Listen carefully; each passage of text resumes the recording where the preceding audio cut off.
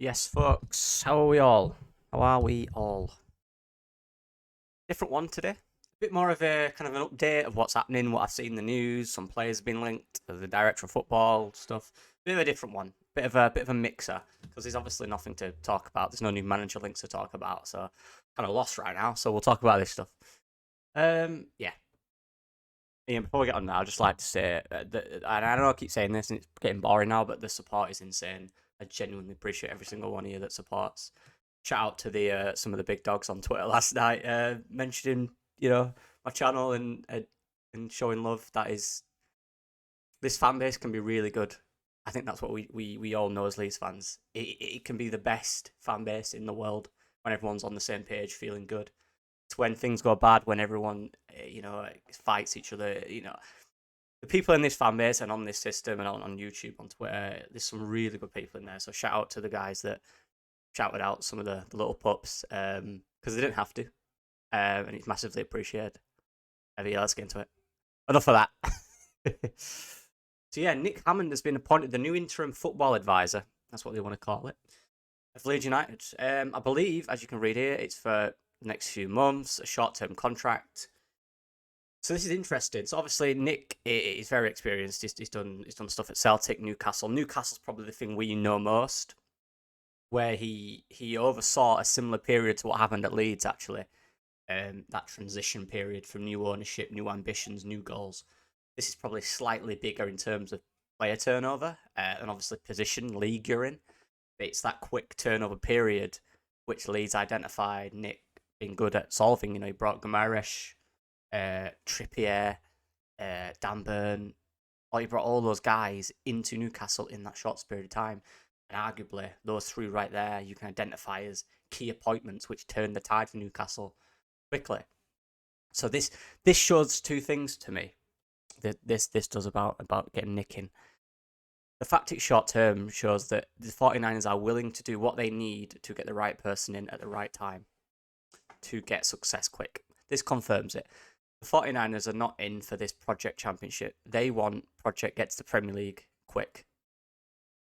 And they're using their contacts, and this is sensible, isn't it? This is smart, if anything.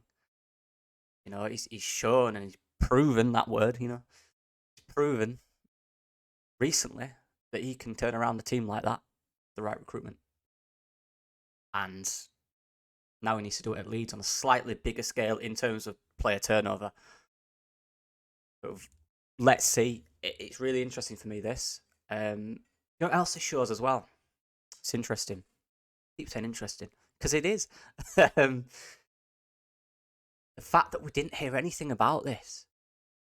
There's always something in me that is like, maybe we don't know everything. And this one's nowhere, was it? There was no news about it, and then boom. This makes me think on the manager search. Is there a coach or two in that search who are part of those interviews that have not been named? Could there be someone? There could be. There very well could be. We don't know. We don't know, do we? We really don't.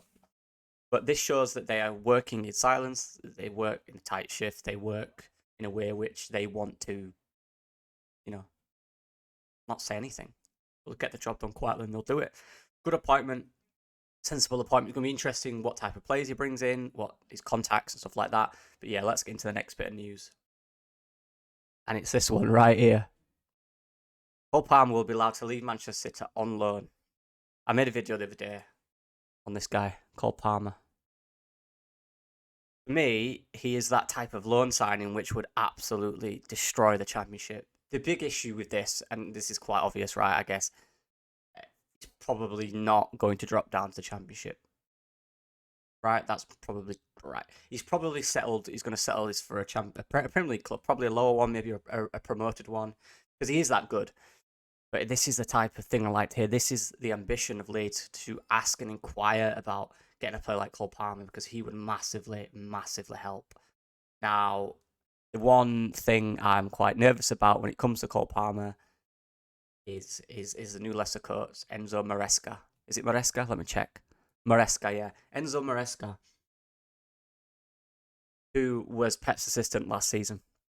Now, obviously, you're thinking, and my thinking, and everyone's thinking there is, so if he was the assistant coach in Manchester City last season, surely those players from City that are going to drop to the Championship on loan would have first dibs from Leicester, right? You'd imagine. It's natural, it's normal. And the answer is probably yes, which is quite heartbreaking. Interesting appointment. I'm interested to see how that goes, but in terms of getting those City youngsters, the guys we spoke about in my video, the likes of Cole Palmer, Bob, the other guys, it's going to be interesting. But having said that, again, that comes down to us giving a better package and Leicester being more ambitious, stating, giving them what they want. They will play this position, you will do this. They certainly have an advantage in getting those youngsters, which is a big move for Leicester, in my opinion. So we have to now fight tooth and nail to look at this market and get these players because they are big and they will do really well in the Championship. This is another one here. I saw today from Fabrizio Romano. Tosin Adarabioyo, Fulham centre-back, came from City, I believe, when he was younger. This is a guy that I kind of kept watching. Him and Harwood Bellis, who was no chance we're getting, by the way, who I would absolutely love at Leeds United. He's Burnley centre-back last season. He's very good. We're not getting him. He's above ours. He's above us now. If we did stay in the Premier League, that is one Howard Bellis that I would have loved.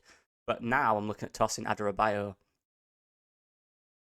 As you can see here, Fulham, and it seems like they're not. He's like ready for a new chapter. This is a guy I would be all over Leeds United. From what I've seen, and I could be wrong. Anyone that's watched him more, let me know. From what I've seen of him, he's that physical presence, calmness, clearly young and quite inexperienced in that sense. But I think having him next to an experienced centre back would be an excellent partnership in the Championship.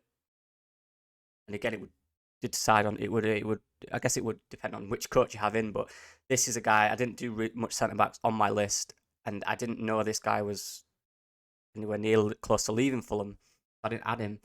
But this guy would 100% be on my central defender list, 100%.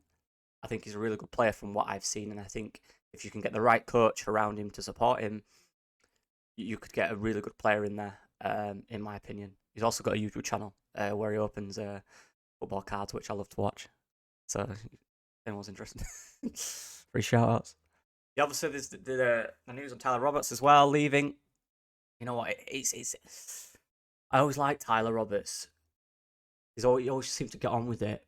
All the criticism and all the injuries, man. The injuries he had since he was 17, I remember. West Brom. Oh, he's been ruined by it. And it's downgraded his career. His technical ability, Roberts' technical ability is outstanding. It is. He's really good technically. He's not had game time to perfect his game, to understand his positioning, to do other things like that. He's never had a consistent run in a team, really. Proper feel for him in that sense, but it looks like Tyler Roberts is going to Birmingham. So shout out to Tyler Roberts and all the best in his career, honestly. To play your dream as a footballer, but then constantly